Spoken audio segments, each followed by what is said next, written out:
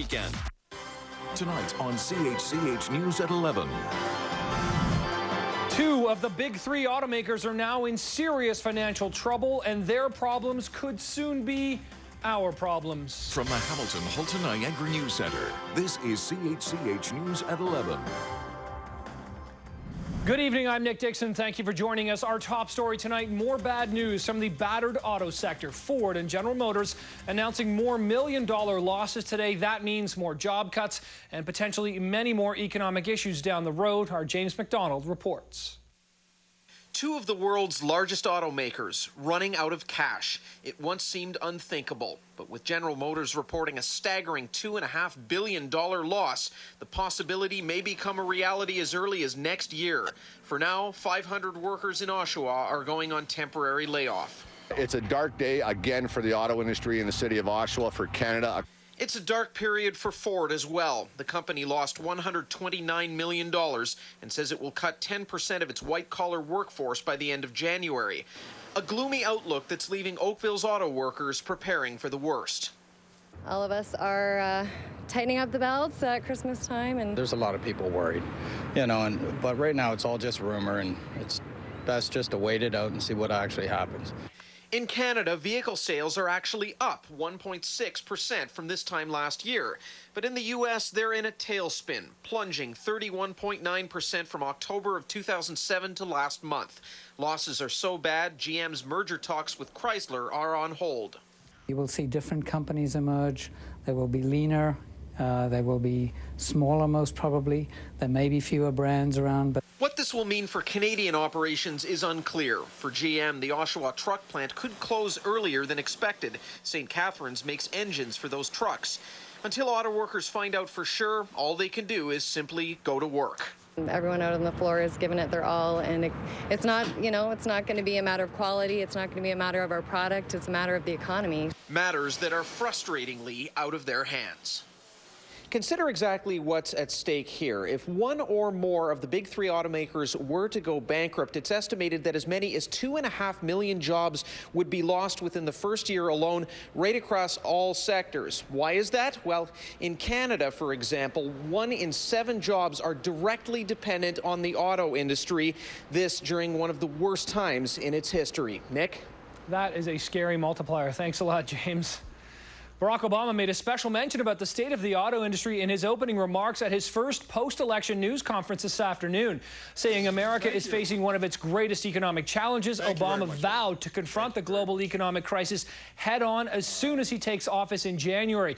He says he understands people are watching to see who he picks for Treasury Secretary, but he emphasized he'll be moving with what he calls deliberate haste. And while talking about the 10th straight month of job losses in the U.S., Obama said the U.S. is facing the greatest economic challenge of its lifetime, and he says he's going to act swiftly to resolve it. He then made particular reference to the crisis in the auto industry. The news coming out of the auto industry this week reminds us of the hardship it faces. Hardship that goes far beyond individual auto companies to the countless suppliers, small businesses, and communities throughout our nation who depend on a vibrant American auto industry. The auto industry is the backbone of American manufacturing and a critical part of our attempt to reduce our dependence on foreign oil. But while Obama acknowledges there is one president at a time, he said he wanted the Democrat-controlled Congress to pass a second stimulus package as soon as possible to stabilize the economy, which analysts say could be in a deep recession by the time he's inaugurated on January 20th. Well, a pair of Hamilton men have been found guilty in the murder of Terry Auld.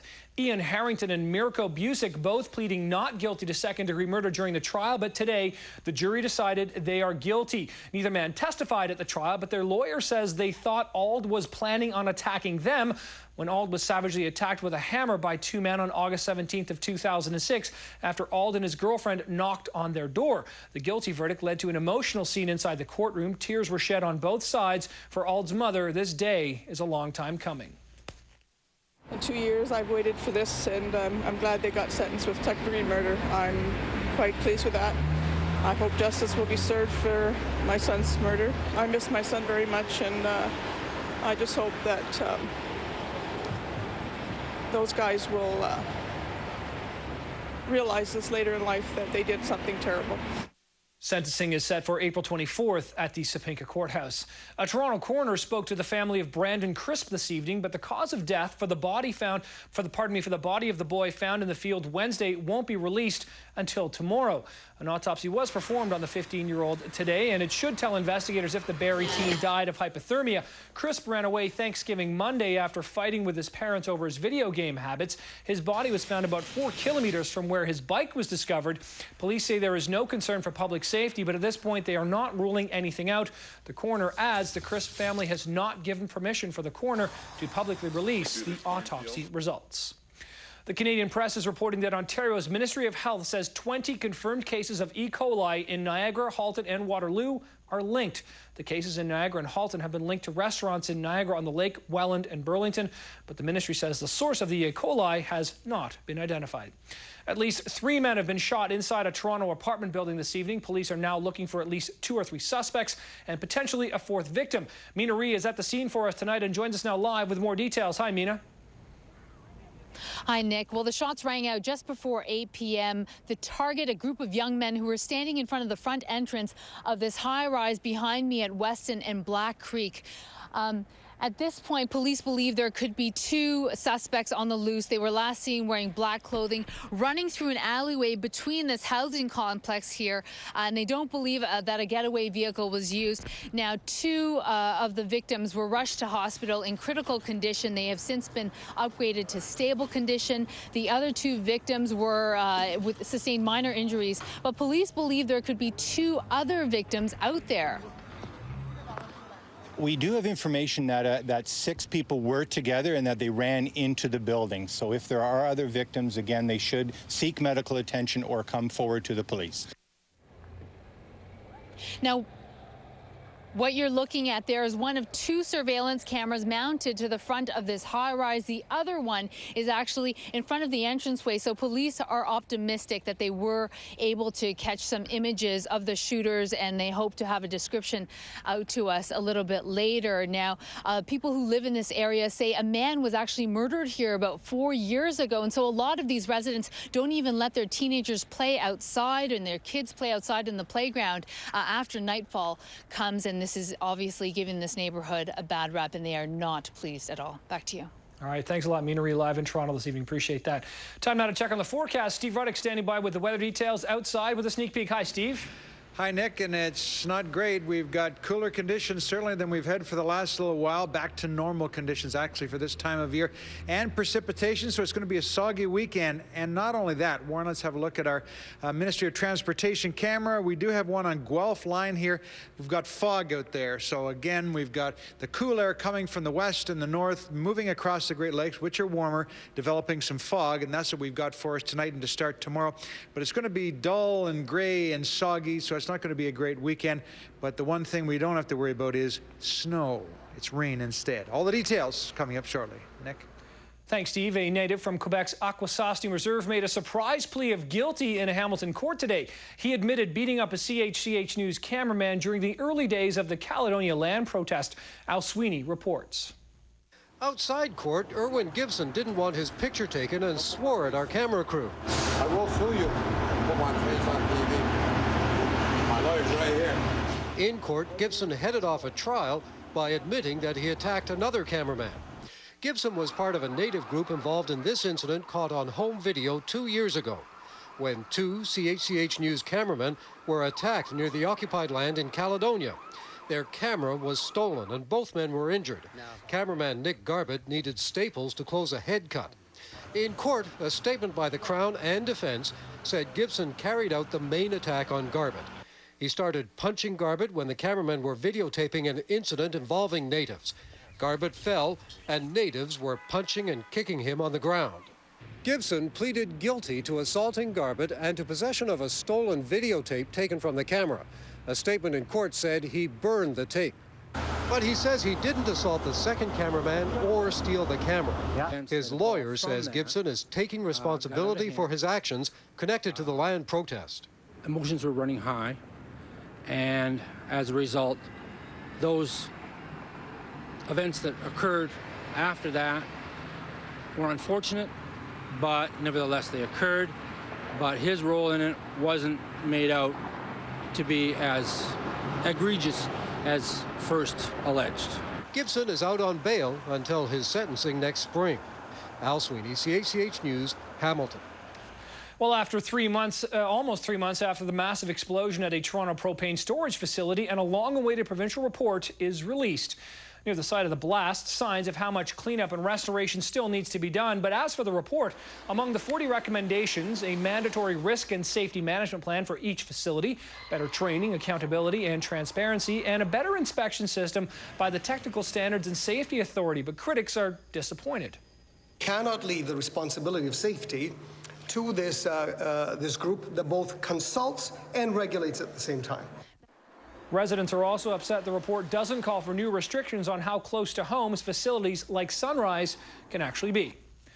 Well, the worst kept secret in the city was confirmed today when NDP MPP Andrea Horvath announced she was seeking the leadership of her party. I'm Andrea Horvath, and I plan to lead Ontario's New Democrats. Horvath made headlines back in 2004 when she won a by-election in Hamilton East, giving the NDP official party status. That seat had become vacant following the death of former Liberal MPP Dominic Agostino. Prior to her career at the provincial level, Horvath worked as a city councillor for 7 years in Hamilton. She says if successful in her bid, she would place rebranding the party at the top of her priority list. 3 other veteran MPPs, Peter Tobbins, Gilles Bisson, and Michael Proulx, have also thrown their hats into the ring. The new leader will be chosen at a convention in Hamilton in March. Emergency crews and police rushed to a pond near Linden this afternoon, but the only casualty they found was a drowned car. A young driver thought he'd put his car in park at his home on Linden Road, but somehow it rolled down the driveway, crossed the road, and then plunged into a neighbor's pond. The car is now 15 feet below water. Police don't believe anyone was inside, but just to be sure, the Marine unit was called in to check the vehicle with underwater cameras. Time for checking the markets now. Here are the figures at today's close, and the Toronto Stock Exchange was up 40 points today. The Canadian dollar adding 26 basis points to 84.18 cents US, and oil edged up slightly, ending the week at a little over $61 a barrel. Gold is up $2 to $734.20 an ounce. The Dow Jones soaring 248, and the Nasdaq was up 38.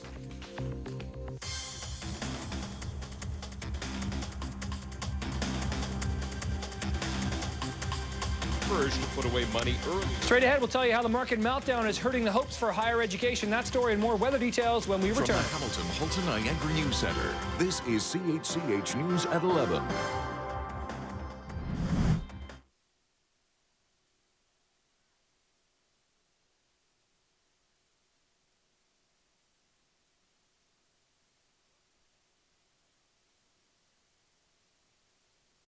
Welcome back. The recent market turmoil has many parents putting cash away for their kids' education, finding their investments just aren't enough. So what should they be doing to protect their educational funds? Sean O'Shea reports.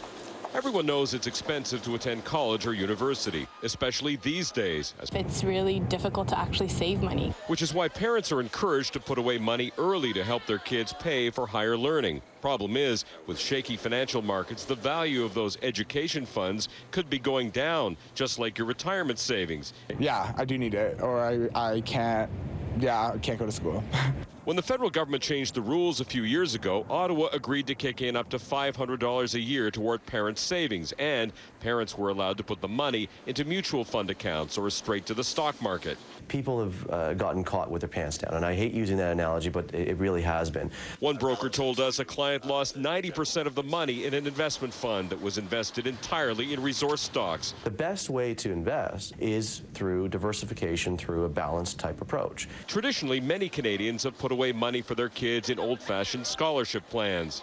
Our ESP investment is safe and secure. But these forms of savings don't generate large returns when the stock market is rising. We invest in fixed income. We don't invest in mutual funds that hold equities. Even though that's the general practice of scholarship companies, many parents are panicking, and companies are trying to allay fears. For example, USC Education Savings Plans is sending out letters this month, reminding parents about their, quote, conservative investment approach designed to protect subscribers' assets. If you're managing your own education fund for your kids, Som Safe says don't put all your eggs in one basket. Do a 60-40 type approach, 60% equities, 40% bonds, and long-term, that will give you a superior return, for your investment. Sean O'Shea, CHCH News. All right, time for more weather details. Steve Ruddick is in the Weather Center with all of them. Hey, Steve.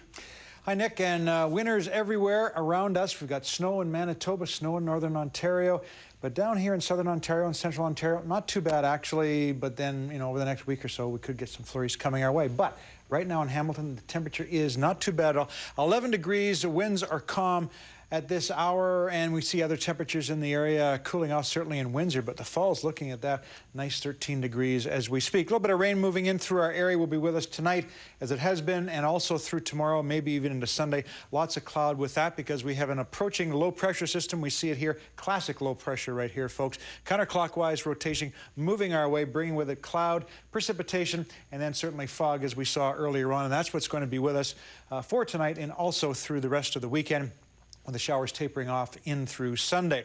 For tonight, temperatures are going to be a little cool depending on where you are, or warm. Toronto, 10 degrees, 3 down around St. Catharines and the Falls, 7 here in Hamilton, 7 in Oakville, 3 in the interior. So depending on where you are, it's going to be soggy and cool. The sun rises, but we're not likely going to see it at 7:02. In the sunset, 5:03 tomorrow night. Normal highs about 8 degrees. We're going to be there in the interior, a little bit warmer along Lake Ontario in certain parts of it anyway. A little bit cooler, though, in St. Catharines. A little bit of sun in the morning, but after that, showers and cloud will prevail. Halton tonight, cloudy showers. Tomorrow, showers, a high of 11 degrees. And in Niagara, much the same, some showers tonight and also for tomorrow with just a high of 8. Coming up later, our 5-day outlook, and it doesn't look a whole lot better, but now let's add some sunshine to somebody's life with our lottery numbers for tonight. Here we go, unofficial Lotto 6 Super 7. 5, 7, 8, 27, 42, 44, 46, and the bonus number 6. The encore numbers are 5, 0, 0 again, 2, 2 again, 5, and 1. That's a look at the weather and the lottery numbers. Sports is next.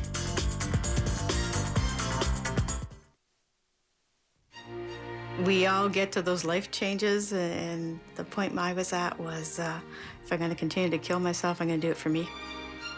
If you're dealing with a financial institution that has never walked into your place of business, you're dealing with the wrong person. At credit unions, partnership is more than talk. It's a consistent relationship, it's personal. If you haven't discovered business banking like this, meet business owners who have. Business banking at Canada's credit unions. It's who you know.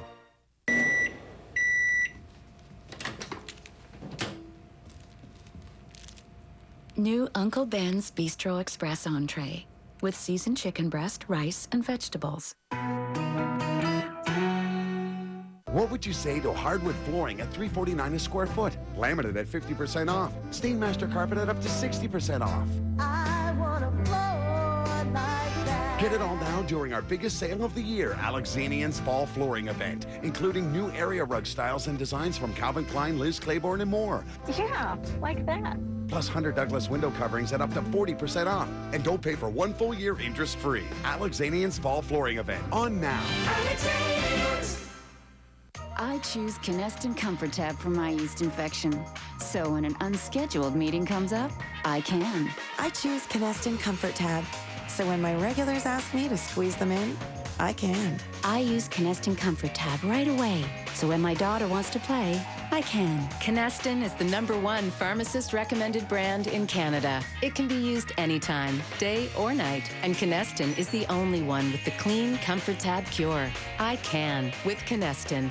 Is your facility rescue ready? Sudden cardiac arrest can strike anytime. That's why you need the AED Plus, the first and only full rescue automated external defibrillator. For sales, information, and training, visit aedforlife.ca. CHCH News and the downtown Oakville BIA invite you to celebrate the magic and charm of the holiday season. Friday, November 14th at 7 p.m., capture the spirit of Christmas at the annual lighting of the Town Square tree. Carol sing-along, a visit with Santa and the elves. Visit oakvilledowntown.com. Welcome back. Time for sports. Ken Welch is here, the Hamilton Bulldogs. It's Friday night in action at home, and didn't go so well. First thing I have to do, my chair's a little too low because you're higher than me. So, sorry. The Hamilton Bulldogs' all-time leading scorer was back at the Dog Pound wearing the colors of the Houston Aeros. Corey Locke spent 4 seasons in Hamilton before the Montreal Canadiens traded him to the Minnesota Wild organization for Sean Bell. Prior to the game, there was a moment of silence for Norm Marshall, our friend, dear friend, broadcasting legend who passed away on Wednesday. There's Corey Locke, 9 points this season. hopes to make it to the NHL via Houston. He's only played one NHL game with Montreal. Yannick Lehoux knows it's not easy to get to the show. He's played 10 NHL games in 7 years. Scores the first goal of the game, his 5th of the season. Now, the Arrows tie it on a weird one here. Long-range shot by Maxime Moreau. Look how far out he is. Somehow fools Mark Denis. No more scoring until midway through the 3rd period. And it's Houston. Jesse Schultz ahead to Ryan Hamilton. Hamilton scores for Houston in Hamilton. Corey Locke had an assist on that goal, and Locke's team had a lock on this game. 3-1 the final, snapping the Bulldogs' 4-game win streak in front of 4,500 fans. And by the way, Kyle Chipchura has been named the team captain. The Bulldogs will host the Toronto Marlies tomorrow night and then play in Cleveland on Sunday. On to the NHL, Mike Komisarek and the Habs going for a 5th straight road win in Columbus. The Habs down by 1. Final minute of the game. Here comes some picture-in-picture action for Yaroslav Halak. Heads for the bench. Sergei Kostitsyn heads for the front of the net. He takes a pass from his brother Andre. The flying Kostitsyn brothers will tie it up. And 41 seconds remained when he did that. They went to a shootout, and the NHL's leading rookie scorer, Derek Brassard, scores the Jackets' 2nd goal of the shootout. Columbus beat Halak twice. 20-year-old Steve Mason, the Oakville native, stopped Tanguay, and then Andre Kostitsyn to give the Jackets a 4-3 victory. Mason has won both of his starts. And now to Buffalo. Sabres and Thrashers, 2nd period. The Sabres on a power play. Thomas Vanek tips home Tim Connolly's shot for his league-leading 12th goal of the season. It was 4-3 Buffalo, but Atlanta would tie it in the 3rd, and they would win it in overtime. On Jason Williams' 2nd goal of the game, power play marker, the Thrashers win their 3rd straight. Check the ticker for the other scores. Well, the Montreal Canadiens are not for sale. That's the word from owner George Gillette, who is refuting a story that appeared today in the Montreal newspaper La Presse. Jim Balsillie and NHL Commissioner Gary Bettman also deny the story. According to La Presse, Balsillie told a reporter that the Habs are for sale. Doesn't make sense for Balsillie to target the Canadiens anyway. They're valued at about $350 million US. If he just waits a little bit longer, should be able to buy a US-based franchise for about the same price as one of his Blackberries. Raptors in Atlanta, starting a 3-game road trip, looking for bigger and better things from Jermaine O'Neal. And he provides it first quarter. Anthony Parker goes inside to O'Neal for the dunk. Mike Bibby, almost unstoppable. Here's Bibby, the playmaker, to Solomon Jones for the flush. And then Bibby, the shooter. He was having a retro night by the looks of it. Played like he was back in Sacramento during the glory days for the Kings. Bibby with 19 points, all in the first half, was 12 assists. O'Neal scored 17 for the Raptors. He had 4 rebounds, 3 blocks, but the Raptors lose their 2nd in a row, 110-92. Chris Bosh led Toronto with 26. Calderon had just 4 points, but he dished out 12 helpers. A doubleheader of high school basketball, championship basketball. St. Mary's, the home court Crusaders, up against their arch rival St. Thomas More, jam-packed gym. This is the Catholic League Senior Girls Final. Vanessa Bonomo with a bit of an ankle-breaking move here for St. Mary's. But the Knights had the upper hand. Brittany McFarland will find Danielle Chile, and Chile in the ball. St. Thomas More would go on to win it 46-38. Both teams will be moving on to the GHAC playdowns. St. Thomas More is going to go quad A, St. Mary's AAA. Now over to Westdale for the public final. Green and gold Warriors undefeated against Ancaster. And Westdale remains unbeaten after convincing 62-37 win.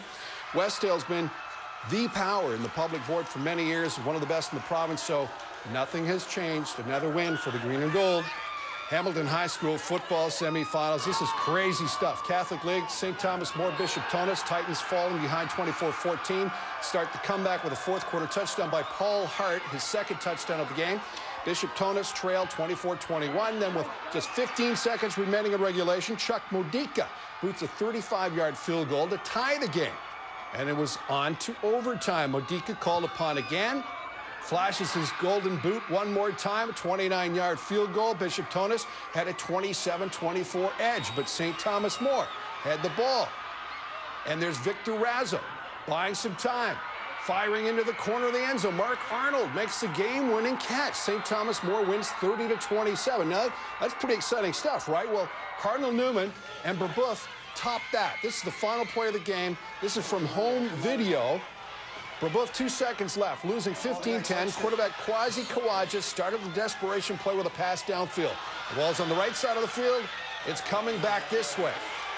And then it's going to go back over yonder. 5 laterals later, the ball will be back in Kawaja's hands.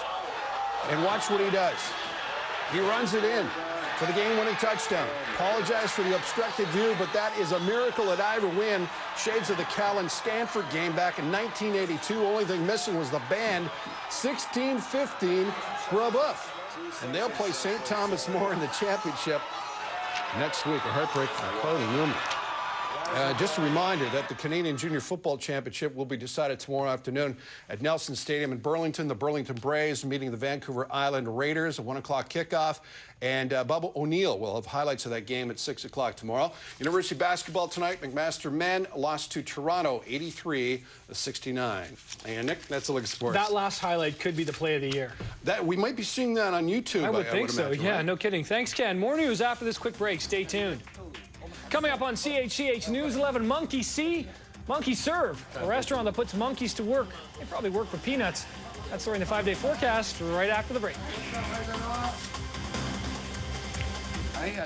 Groups and boy bands, teen idols, Saturday starting at 11 on E! Welcome back. Get your umbrellas ready. The 5-day forecast doesn't look good, does it, Steve? No, and we're getting back to more normal conditions. We've had a great week or so, but reality is coming back towards us. We've got not a bad day temperature-wise for tomorrow. 11 degrees. We'll maybe see some sun in the morning, but after that, showers. Showers also on Sunday, but 60% chance. A little bit less on Monday. Tuesday, it dries up with some high pressure, but the prevailing winds are now switching from the south and the southwest up towards the west and the north, and comes with that the cooler conditions and temperatures back to about normal 7-8 degrees for this time of year, but no snow in the forecast, so that's one good thing. Yeah, we'll take the no snow. Thanks, Steve. Finally tonight, a sake house north of Tokyo is featuring the finest in simian service. Is there any other, really? 2 Japanese macaws have been trained to bring patrons hot towels to clean their hands, which is a custom in Japan. One can even bring you your drinks. The monkeys only work 2 hours a day. Get this, that's due to animal rights regulations. Apparently they have animal rights working regulations, and even though they give great service, they don't expect a cash tip. They prefer boiled soybeans. Many of us around the newsroom thought it might have been peanuts instead, but will work for soybeans, I suppose. And there you have it. They got their nice monkey uniforms on, and they need to be given an ashtray out there or something. That's kind of the stuff I do around the newsroom when I kind of the way they move. It reminds me of you. Creeping through the newsroom. Pretty there. agile. Yeah, exactly. Anyway, thank you so much for watching. That's all the time we have for tonight. Enjoy your weekend. Now stay tuned for the replay. Good night. Good night.